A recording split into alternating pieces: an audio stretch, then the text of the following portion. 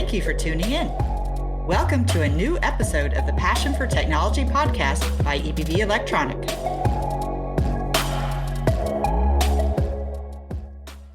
Welcome to the Passion for Technology podcast. In today's digitalized world, data is the new raw material driving innovation across industries. The sheer volume of data generated globally is staggering. According to the International Data Corporation, annual data production has grown more than tenfold and is projected to nearly double again by 2027, reaching over 284 zettabytes. That's 284 followed by 21 zeros. But generating data is just the first step. To unlock its full potential, data must be transmitted, processed, and secured efficiently. Whether it's from sensors, industrial automation, IoT networks, or next-gen wireless communication systems. Connectivity technologies are at the heart of this transformation. The evolution of 5G, sensor technology, and cybersecurity regulations is reshaping how data flows through modern systems, enabling everything from autonomous vehicles and smart factories to advanced medical devices and consumer electronics. To dive deeper into these trends, we're joined today by Christian Krieber, Director of the Connectivity and Peripherals Technology segment at EBV. Christian, great to have you on the podcast. Hi, Mustafa. Nice to be here. Christian, you lead the Connectivity and Peripherals Technology segment at EBV. To start, can you explain why EBV structures, your offerings into technology segments and what the key segments are? Well, EBV has about 60 offices in the whole EMEA region. And in all the offices, we have account managers, we have FAEs, and they're working closely with our customers. And on top of this, we have the marketing side. And in the marketing side, we have the technologies and the market segments. The market segments, they focus on markets, on applications, and on customers. And the technology segments, they focus on devices, on products, and more on suppliers. So we are working closely in a cross-segment organization, so working closely together. And this helps us to map products which are needed for a specific kind of application, or having a product, we can map the product to the markets we can address with this product. On the market segment side, we have transportation and high rail. We have industrial and energy and living and infrastructure. And on the technology segment side, we have embedded processing, analog and power, and connectivity and peripherals. Now, you mentioned connectivity and peripherals, and you're the leader in that technology segment. What exactly does your connectivity and peripherals segment focus on? And maybe you can elaborate, even though you already started with that, maybe a little more on how it fits into the broader landscape of EBV's technology solutions. Well, on the technology side, as said, we have embedded processing. Embedded processing takes care of all the MCUs, MPUs, image sensing, and AI. So here's really the processing part. Then we have the analog and power segment. Here we have the whole analog and signal chain and the power conversion. And in my segment, the connectivity and peripheral segment, we have all the parts which act as a kind of interface to the outside world. So, for example, on the sensor side, data is coming in, like temperature, like humidity or light. Then we have the wired and wireless communication. So this can be done by Ethernet, by Wi-Fi, cellular, Bluetooth, sub-gigahertz, or whatever. But in our segments, we have also all the protection devices, we have optocouplers, and we have memory and secure elements. So quite a lot of products. Christian, we seem to live in an age, let's say, of transformative trends. We see industry-defining trends like AI and embedded processing, or let's say wide bandgap semiconductors like, silicon carbide and gallium nitride-based semiconductors and power electronics. Are there similarly transformative trends in connectivity and peripherals? Yeah, here we have to differentiate a little bit. In some areas, we see a kind of evolution, not really a revolution. So that could mean, for example, that the memory size is going up or cost of a device is going down. Or we also see the integration of different sensors on one chip. That could be, for example, temperature, humidity, pressure. So on one environmental sensor, or in a system, the power consumption is going down, or you see the introduction of smaller packages. But we have also products for emerging markets in our segment. Just to mention here is the Edge AI processing. So that means we have an intelligent processing of data in a device or in a sensor, not in the back end. So we don't have to transmit all the generated data through the network. But there are also new network cellular standards coming, for example, to enable car-to-car communication. Christian, I found what you said about sensors very, very interesting. I mean, we all understand that they're the backbone of data generation, but elaborate a little more maybe on how the sensor market is evolving. Is demand accelerating alongside the expansion of network technologies, for instance? Yes, absolutely.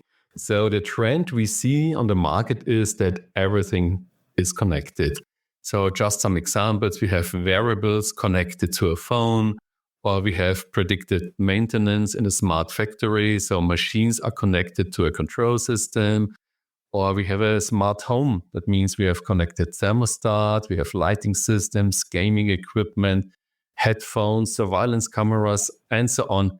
And all these have in common, they are connected. So using Bluetooth or cellular, sub-gigahertz or Wi-Fi connectivity.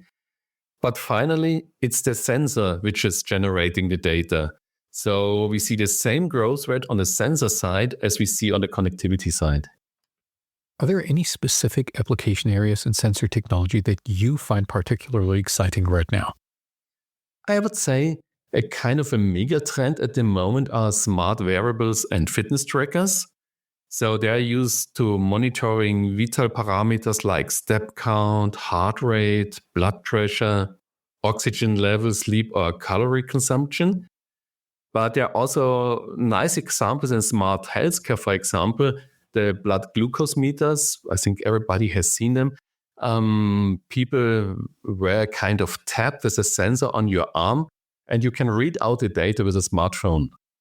You know what? I find that very exciting. And even though I'm not diabetic, even I have put on a glucose sensor for a while just to see what my readings look like and how I react to various foods. And, I guess on all of our arms, we have, a fitness tracker of some sorts.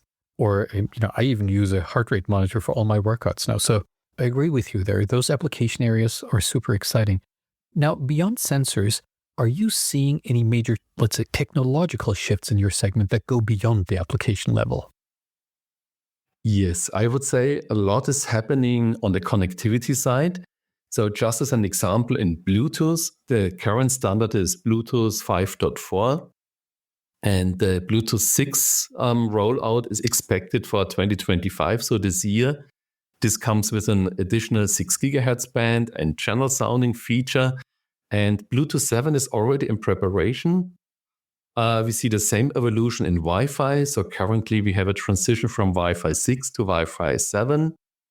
On the cellular side, we have a huge coverage in 4G or LTE. But there's a big investment worldwide in 5G technology. And just as an example, in Germany, the goal is to have 100% coverage end of this year.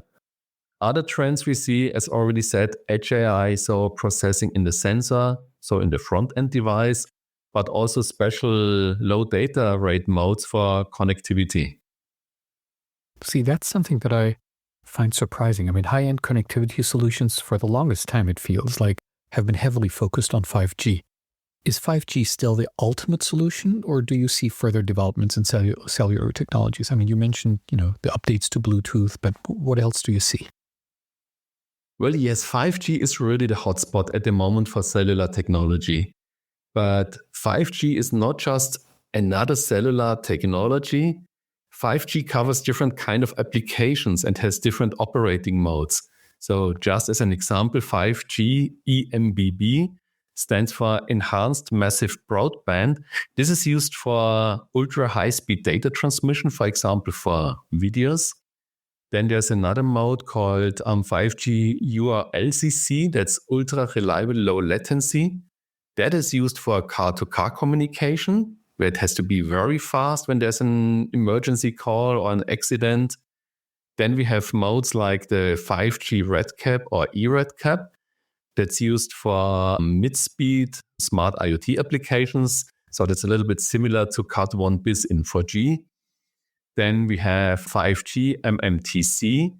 That is used for efficient low-speed IoT applications. And maybe a little bit special, there is the NTN, the non-terrestrial network. That's a kind of combination of satellites and existing terrestrial infrastructure. And that is mainly used for emergency calls and areas where we have a limited network coverage. Not all of this is available yet, so it's still in development, and we will see the rollout over the next years. And I guess we will see a lot of new applications coming out in this area. Thanks for those insights into all those different modes. See, some of them I knew, others I didn't know anything about. That was very exciting. Christian, when we talk about data transmission, cybersecurity naturally comes into play too. With the recent introduction of the EU Cyber Resilience Act, abbreviated usually as CRA, do you see this as a much needed regulatory step, or, does it constitute an added layer of unnecessary bureaucracy for the industry? The CRA is well intended and addresses real security concern, but it's also, of course, a certain burden. So I guess large companies can easily handle their compliance, but smaller companies or startups may struggle at the beginning. On the other hand, it's absolutely necessary to have the CRA. Just to mention some points, for example, IoT devices, cloud services, or embedded systems are often rushed to market with poor security, and CRA enforces security by design. That will reduce cyber attacks before they are exploited. Or another example, without CRA, companies face fragmented national regulations, making compliance really complex. And the CRA establishes a unified standard across the EU. So that makes it easier for companies to operate across the EU while ensuring consistent security. So there are many other points to address, and EBV is running a lot of CRA-related seminars to tell our customers what they need to do and how to be compliant. And if we focus on the segment that you're responsible for now, what specific impact does the CRA have on the technologies and solutions within your segment? Well, many requirements for CRA are organizational and related to the development process. However, one important point to meet CRA requirements is to keep a product always up to date. So what we need for this is we need well-suited modern MCU platforms that comes with features like a secure enclave for secure boot, for example. But for the update handling, you need additional memory. And for getting the latest update, again, you need connectivity like Wi-Fi, Bluetooth, or cellular. So overall, the connectivity and peripheral segment plays a major role for meeting the CRA requirements. And Christian, from what I understand, you'll be at Embedded World 2025, where EBV's trade fair focus is the all-electric society that we already talked about on the podcast. How do sensors and connectivity contribute to the realization of a fully electrified world? And what can visitors expect to see at the EBV booth? Well, finally, the whole topic is about efficiency and saving energy. And one aspect, of course, to be efficient are devices with low power consumption. But on a product side, for example, solar inverters, they have to operate at highest efficiency level. So we need to measure voltage and current. Therefore, we need sensors. Or, for example, to charge batteries. Also, here we have to monitor energy and temperature. So again, sensors. Or when we all have to optimize the heating in a smart home, we need data points for inside-outside temperature. We need weather information. We need light status, for example, which correlates when you are coming home. So also here we need sensors and connectivity. So in summary, I would say sensors and connectivity are an important building block for an electrified world. Christian, I think that this was an incredibly information-dense, yet, in my opinion, very understandable episode. But before we wrap up, there's one final question I ask all of our guests, and this is the first time that you're on the show. Where does your passion for technology come from? Oh, that's an interesting question. I would say when I was a child, I discovered my interest in electronics. And I got one of the famous electronic blue experimental kits where you could build your own blinking circuit, level meters, up to working radios. So I started quite early, and it's still not boring, and there are always fascinating trends and new products. Thank you, Christian, for sharing your insights with us today. Dear listeners, as always, you can find more details in our show notes. If you enjoyed this episode, make sure to subscribe to the Passion for Technology podcast on Spotify, Apple Podcasts, or any of the other major podcasting platforms. Christian, thanks again for joining us today. Thanks for your time.